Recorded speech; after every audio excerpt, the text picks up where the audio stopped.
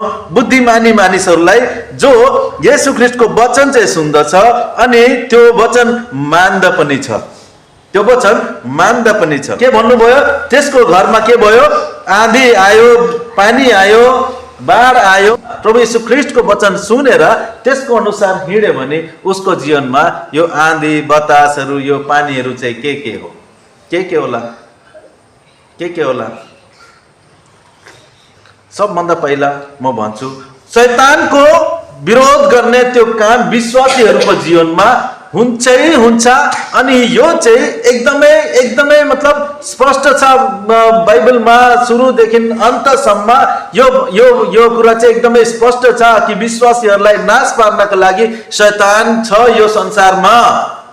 अनि त्यही लागि हामीले त्यो यूहन्नाको सुसमाचार 10:10 पनि हामी पढ्नेछौँ। आउनुहोस्, बस त्यति नै। चोर त चोर्न, मार्न अनि नाश पार्न मात्र आउँदछ। यो चोर चाहिँ अरू कोही होइन तर शैतान हो। अनि यो चाहिँ विश्वासीहरूको जीवनमा गर्ने कामको बारेमा म यहाँ भन्दछु। विश्वासीहरू जो परमेश्वर प्रभु येशू ख्रीष्टको वचन सुन्दछ, मान्दछ अनि त्यसको अनुसार जब हिँड्छ, उसको जीवनमा शैतानले काम गर्छ जसरी भए पनि उसलाई मारौँ, नाश पारौँ, उसलाई चोरौँ, प्रभु येशू ख्रीष्टको संगतिबाट म उसलाई चोरौँ। यही छ शैतानको विचार आज विश्वासीहरूको जीवनमा। हामीले पुरानो करारदेखि पनि हामीले धेरै यसको बारेमा हामीले पढ्न सक्छौँ। अनि सबभन्दा पहिलो चाहिँ हामीले देख्न सक्छौँ त्यो अदनको बगैँचामा जब आदम र हव्वालाई परमेश्वरले त्यो अदनको बगैँचामा राख्नु भएको थियो। अनि त्यो परमेश्वरको मिठो संगतिमा तिनीहरू बसेका थिए। त्यति बेलाको विषयमा हामीले उत्पत्तिको किताब 3 अध्यायमा हामीले देख्छौँ। आउनुहोस्, त्यहाँ पनि हामी 2-4 वचनहरू पढौँ। परमप्रभु परमेश्वरले बनाउनु भएका वन पशुहरूमध्ये सर्प सबभन्दा धूर्त थियो। त्यसले स्त्रीलाई भन्यो के परमेश्वरले तिमीहरूलाई बगैँचाको कुनै पनि रुखको फल नखानु भन्नुभएको छ? 4 तिमीहरू निश्चय नै मर्ने छैनौ।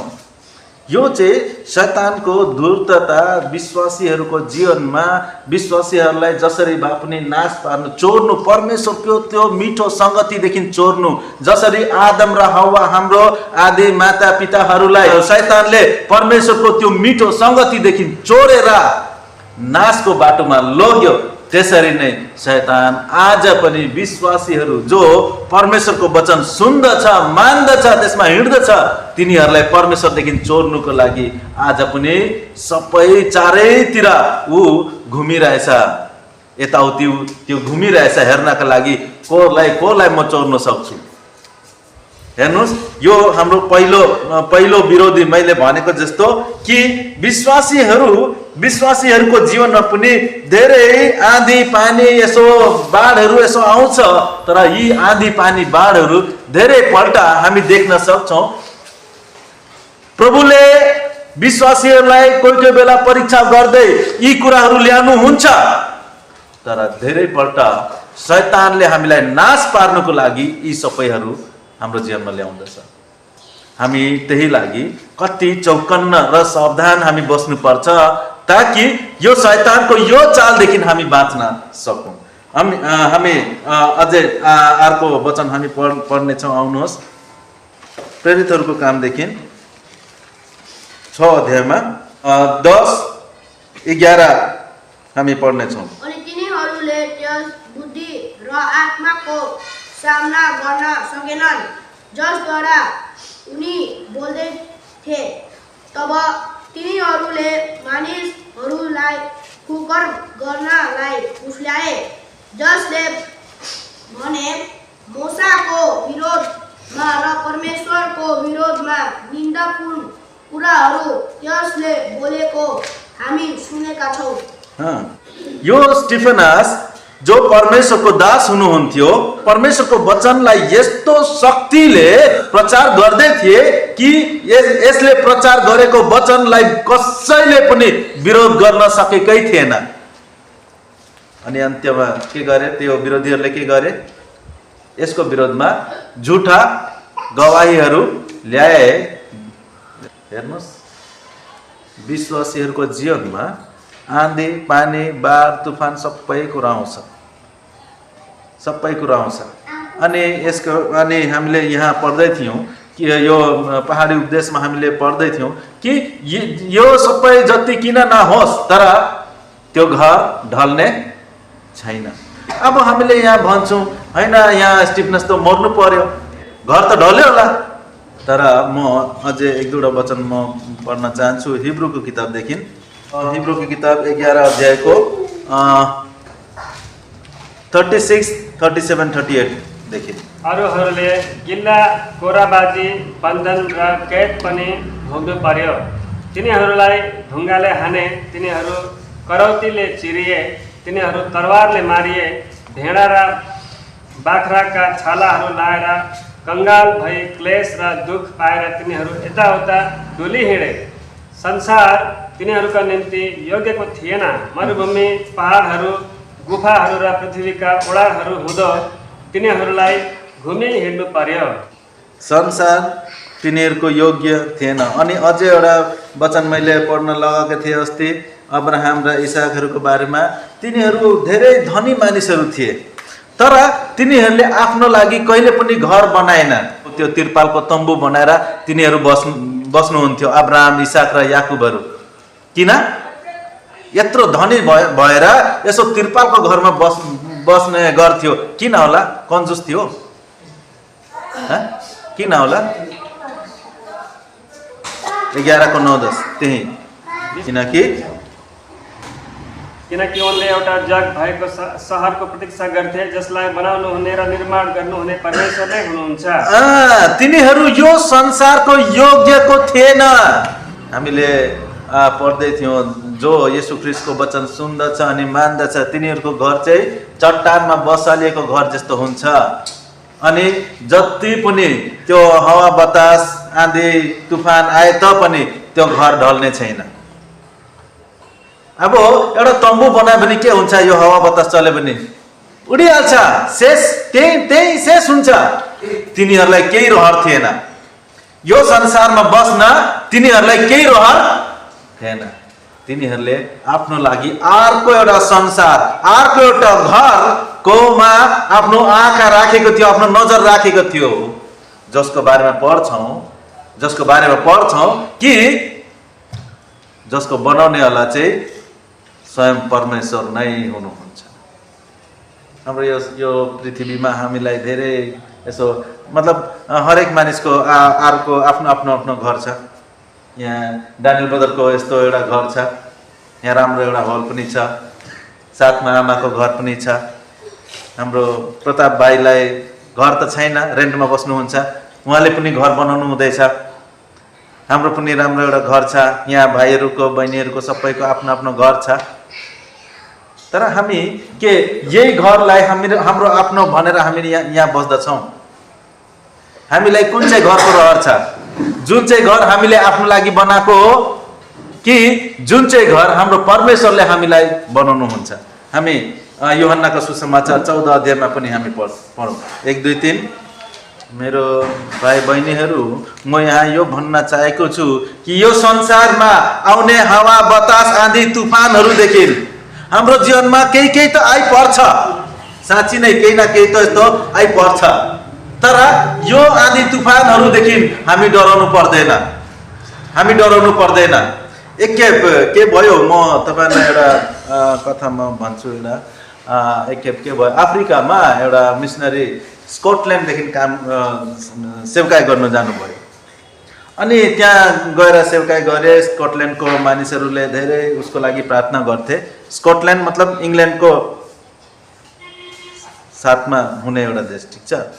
अनि अफ्रिका चाहिँ टाढो एकदम। अस्ति पनि मैले भनेको थिएँ अफ्रिकाको बारेमा।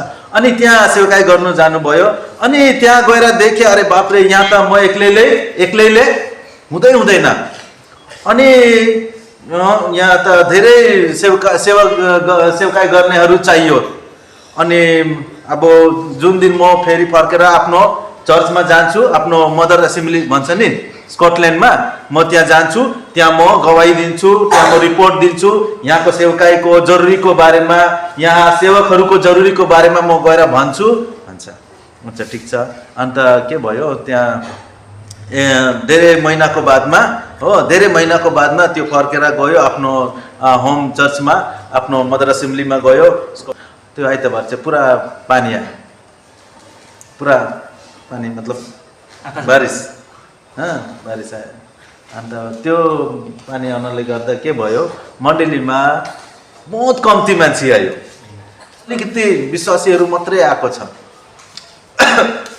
बडा निराश भयो उसलाई। अब म यो रिपोर्ट भने तापनि कि यो जरुरीहरू मैले भने तापनि को जान्छ सेवकाईमा? यो बुढाबुढीहरू जानु? यिनीहरू अब रिटायर भएर घरमा आराम गर्ने टाइममा यिनीहरूलाई सेवकाईमा लानु कहाँ हुन्छ? तर पनि त्यसले प्रार्थना गर्यो। प्रार्थना गर्दै त्यो लास्टमा निर्णय गरे, होस् जेसुकै होस्, मैले जो मेसेज तयार गरेको छु त्यही मेसेज भन्छु, अनि जो रिपोर्ट मैले तयार गरेको छु त्यही म भन्छु। अन्त उसले त्यही मेसेज त्यहाँ दियो अनि त्यही रिपोर्टहरू दिएर त्यो अफ्रिकामा यस्तो सेवकाई गर्ने मानिसहरूको जरुरी छ। अगर तपाईहरू आउनु भएन भने त्यहाँको मानिसहरू परमेश्वरको वचनको अनिकाल भएर मर्नेछ। को जान्छ? को आउँछ? अब त्यसले अपिल गर्न थाल्यो, को आउने छ सेवकाईको लागि? अब हाम्रो त सानो चर्च छ नि, ठुलो चर्च। अब जस्तो हाम्रो देविका बहिनी त्यहाँ बेङ्गलोरमा हुनुहुन्थ्यो, त्यहाँ ठुलो चर्च छ। यहाँ दाजु पनि पढ्नु भएको त्यहाँ ठुलो चर्च छ। त्यो ठुलो चर्चहरूमा के हुन्छ, विश्वासीहरूको साथसाथमा त्यो कोयर ग्रुप पनि हुन्छ। कोयर ग्रुप एक साइडमा हुन्छ, त्यहाँ बजाउने ब्यान्ड पार्टीहरू हुन्छ। त्यो बजाउनेहरूदेखि एकजना सानो नानी, सायद कति 10 वर्षको उमेरको जस्तो एउटा नानी थिए। त्यो नानीले आफ्नो हात उचाल्यो, म जानेछु भन्छ। थाहा छ को त्यो चाहिँ डेभिड लिभिङस्टन थियो। डेभिड लिभिङस्टन एउटा ठुलो मिसनरी, अफ्रिकामा जाने एउटा बहुत ठुलो मिसनरी हो। अब यो डेभिड लिभिङस्टन अलिकति ठुलो भएर त्यो अफ्रिकामा गयो सेवकाईको लागि। हाम्रो जस्तो विलियम केरीको नाम छ नि, त्यसरी नै डेभिड लिभिङस्टनको पनि नाम छ। अनि यो लिभिङस्टन चाहिँ गयो अफ्रिकामा। म अलिक लामो कहानी भन्दैछु क्या, एक्चुअली मेरो नेपालीमा मलाई प्रब्लम छ नि, त्यही लागि त्यस्तो लामो जाँदैछ। अनि लिभिङस्टन गयो त्यहाँ सेवकाईमा, कोही त थिएन। अनि लिभिङस्टन अनि त्यो मिसनरी गयो। त्यहाँको आदिवासी मतलब जङ्गली मानिसहरू, त्यहाँको जङ्गलको मानिसहरू चाहिँ एक दिन फैसला गरे, यो डेभिडलाई हामीले मार्छु। आज राति जब यिनीहरू सेवामा बसेको हुन्छ हामी गएर मार्छु। कसैले डेभिडलाई बताए, आज यहाँको मानिसहरू जसको बिचमा तपाईँ सेवकाई गर्नु आउनु भएको छ, यो मानिसहरूले तपाईँलाई मार्ने फैसला गरेको छ। अन्त के गर्यो? अनि प्रार्थनामा बस्यो। अन्त सेवकाई सक्यो, त्यो मान्छेहरू आउँदै आएन। के भयो? ठिक छ। अब त्यसै धेरै वर्षको बादमा अनि यो डेभिडले चाहिँ यो डायरीहरू लेख्ने गर्थ्यो। अलिक वर्षको बादमा के भयो, त्यो गाउँको जो मुखिया थिए नि, त्यो मुखिया चाहिँ प्रभुमा आए। अनि मुखिया प्रभुमा आउँदाखेरि चाहिँ कुराहरू सबै निस्कियो, पहिलाको कुराहरू निस्कियो सबै। अरे मलाई तपाईँहरू यसो मार्न खोजेको थिएँ, एक दिन यसो सुनेको थिएँ मैले, के साँच्ची हो क्या? ए हो नि, साँच्ची हो। अनि किन आउनु भएन त तपाईँहरू मलाई मार्नु? ए हामी आएको थिएँ नि, यसो भन्छ है, आएको थिएँ नि, अनि किन मारेन त? अरे मार्नुको लागि आएको थिएँ कि, तर तपाईँको वरिपरि मैले 39वटा ठुलो राक्षसहरूलाई देखेँ। 39वटा तपाईँहरूको वरिपरि तपाईँहरूलाई सुरक्षा गर्दै 39 जना राक्षसहरूलाई देखे, तपाईँहरूको सुरक्षामा बसेका थिए। अनि त्यही लागि हामी त्यसै फर्के त्यहाँदेखि। मार्न सकेन हामीले। अब त्यति बेला त्यो जङ्गलको मान्छेहरू के जान्नु को राक्षस हो को हो। अन्त यही कुरा अलिक दिनको बादमा अझै डेभिड लिभिङस्टन पनि गयो आफ्नो मदर एसेम्ब्लीमा, अनि यो गवाही दिँदै उसले भन्दै थियो त्यो मान्छे प्रभुमा आयो अनि हामी प्रार्थना गर्दै थियौँ, त्यो दिन ऊ मार्न आउनेवाला थियो मलाई, हामी सेवकहरूलाई मार्नका लागि आउनेवाला थिए, तर प्रभुले हामीलाई यस्तो सुरक्षा दिनुभयो। यो सुनेर त्यो चर्चको एल्डरले सोधे, डेभिड तपाईँलाई यो घटना भएको डेट याद छ? हजुर याद छ त। कुन चाहिँ डेट हो? यस्तो डेट हो। साँच्चै नै एकदम राम्ररी याद गरेर भन्नुहोस् है। हो हजुर यही। अनि चर्चको रेजिस्टर उसलाई देखाए, चर्चको रेजिस्टर। हाम्रो प्रार्थना सेवाको दिन थियो अनि त्यो दिन हामी 39 जना हामी यहाँ प्रार्थनामा बसेका थियौँ। यो रेजिस्टर देखाउँछ, हेर्नुहोस्। म भन्न यहाँ यो खोजेको हो, विश्वासीहरूको जीवनमा धेरै यसो आँधी बतास तुफानहरू यस्तो आउँदछ, तर याद राख्नुहोस् परमेश्वर हाम्रो घरलाई ढाल्नु दिनुहुन्न। विश्वासीहरूको जीवनमा यो आँधी बतासहरू कतिपल्ट आउँछ, धेरैपल्ट आउँछ, तर यी सबै आँधी बतासहरूदेखि हामीलाई सुरक्षा दिने हाम्रो चट्टान येशू ख्रीष्ट हुनुहुन्छ।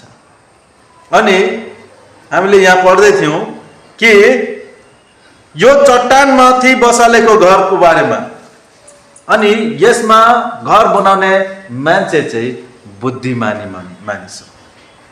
यसमा घर बनाउने मानिस चाहिँ बुद्धिमानी मानिस।